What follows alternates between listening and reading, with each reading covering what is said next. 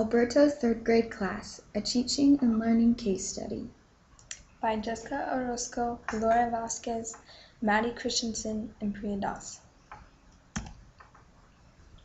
Background. Alberto Munoz is a third grade student in Panguitch, Utah. He is originally from Puerto Vallarta, Mexico, but he moved to Utah with his family 2 months into the school year.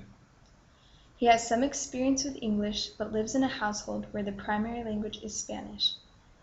His exposure to English comes through American TV shows and his older siblings. This year, Alberto is in Mrs. Layton's class, who has a basic Spanish vocabulary, but does not speak it fluently. Panguitch is a very small town and is largely comprised of Caucasian students. There is only one other elementary school in the entire district. It is difficult for Alberto to fit in here because of the language barrier. But back in Puerto Vallarta, he was a high-achieving, bright, outgoing student. His confidence in his language skills have diminished because of his lack of experience with English. Mrs. Layton is worried because Alberto's English exposure is limited to time in the classroom due to his parents speaking Spanish in the home. They also have a low income and his parents have not come to any of Mrs. Layton's parent-teacher conferences. With 25 students in her classroom, it is difficult for Mrs. Layton to spend a lot of independent time with Alberto. He works with her for about 10 minutes every other day and occasionally at recess. Mrs. Layton knows that he is a bright student, he is driven, and sincerely wants to learn English. She gives him extra vocabulary charts to take home and study on his own and encourages him to listen to audiobooks during free time.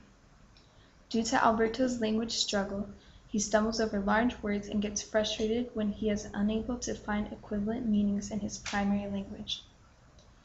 He has a good understanding of the material, but struggles to read it in a way that others can understand. Mrs. Layton wants to help Alberto with this problem and knows he can improve with more practice and support. Goals. Miss Layton's goal for this unit is to be able to help her students connect their oral reading skills. This objective comes from the Utah Common Core Speaking and Listening Standard 5, which states, create engaging audio recordings of stories or poems that demonstrate fluid reading at an understandable pace.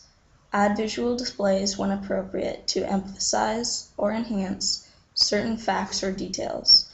Miss Layton is only focusing on the first part of the standard in this unit and will be making audio recordings of the students' readers' theater in one of her lessons.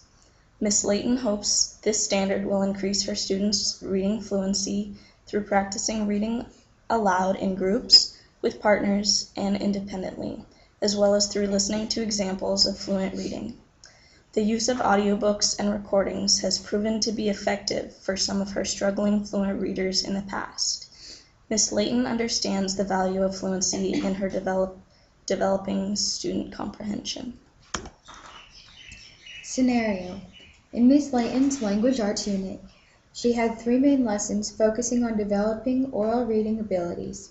The first lesson in the unit began with a read aloud of the book I Need My Monster by Amanda Knoll. Before reading, she asked her students to listen to how she reads the story and then follow up with questions. She asked Alberto, "What did you notice about how I used my voice during this story?" To which Alberto replied, "It sounded like you were talking normal instead of just reading. I liked your funny voices." Miss Layton then read the same passage in a monotone, disjointed way, and then asked the students if it was more difficult to understand her when she read it the second time.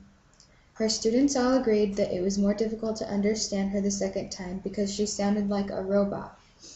She then emphasized that when they read, they should do their best not to sound like a robot, so that others can understand them more easily. Miss Layton later paired students up for partner reading. Alberto was paired with Brinley, who is a very fluent reader. The purpose for this pairing was to help Alberto improve his fluency by listening and learning from Brinley. Miss Layton noticed during the reading that Alberto had stumbled over several words. She later came back to observe and noticed that he had corrected some of the words, but he was still reading awkwardly. Brinley circled the words he struggled with and made mark where Alberto had long pauses in his reading. See Appendix A. Appendix A is the worksheet filled by Brinley for Abado for the partner reading workshop. The worksheet shows Abado still struggling with more difficult vocab words and continually make pauses throughout his reading.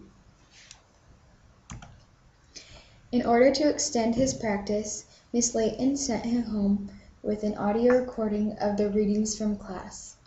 The following day, Miss Layton split the class into 3 groups and passed out Reader's Theater script, Pirate to Adventure.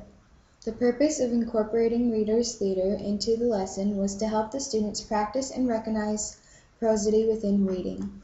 Each member of the group was assigned a character to play. Alberto was given the part of Patchy McGee. During Miss Layton's observation, she noticed that Alberto struggled to read with emotion and was not placing emphasis on the correct words in the sentences. She noted this on her observation sheet for the day. See Appendix B. Appendix B is observation sheet filled by Miss Lento for Abado during the reader's theater. She made notes of his progress throughout his reading. Mrs. Layton recorded the performances so that the students could analyze whether or not they read at an understandable and fluid pace while using appropriate prosody. After the groups practiced and performed, they were given the opportunity to listen to their performances so that they could think about ways to improve. Alberto sounded more confident while reading, but still had not sounded like the other students. On the last day of the unit, the students participated in choral reading, while Miss Layton took students aside individually to test their fluency skills. Most of the students were above or at the appropriate reading level, with the exception of Alberto and one other student. Alberto was nervous about the test, so Miss Layton attempted to make him feel comfortable by telling him that it was not a graded test and she would only be using the results to help students improve. Alberto still did poorly on the exam. See Appendix C. Appendix C. Fluency test was administered to Abado by Mrs. Lentin.